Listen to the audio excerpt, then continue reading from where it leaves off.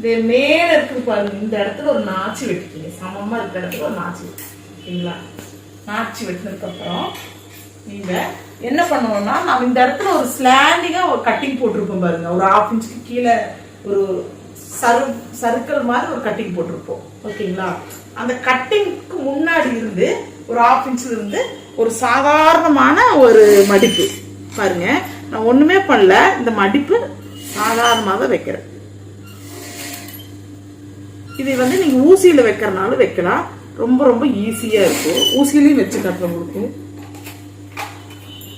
இந்த மாதிரி ஊசி இருந்தாலும் நீங்க ஊசியிலையும் வைக்கலாம். சரிங்களா?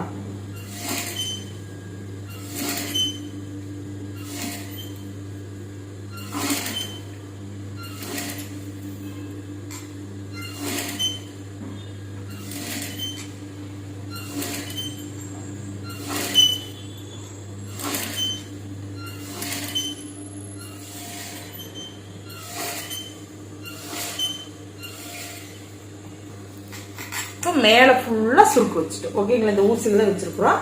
இப்ப கீழே என்ன பண்றோம், அதுக்குன்னு இப்ப நாம வைக்கிற போது இப்படி வச்சுட்டு வந்தாங்களா, இன்னும் இங்க வைக்கிற போது இப்படி வைக்கணும்.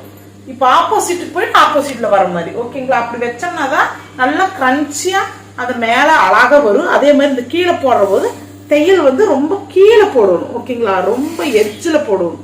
அப்ப நீங்க எட்ஜில் போட்டாதான் அது நம்ம அந்த பார்டர் கொடுக்கறதுக்கு எசவா இருக்கும். ஓகேங்களா? இந்த மாதிரி தைக்கிற போது நம்ம தைச்சு கொடுக்கற போது முதல்ல பாத்தீங்கன்னா நீங்க உங்களுக்கு தேய்ங்க, அப்புறம் உங்க பாப்பாங்க இருந்தாங்கன்னு தேய்ங்க, இல்லை உங்க சிஸ்டர் தான் தேய்ங்க, உங்க அம்மாவுக்கு தேய்ங்க, உங்க மாமியார் தேய்ங்க. இந்த மாதிரி இருக்கிறவங்களுக்கு தேய்ங்க. எடுத்து தைச்சு வெளியில கொடுத்தீங்கன்னா தான் உங்களை நிறைய டிஸ்கரேஜ் பண்ணுவாங்க.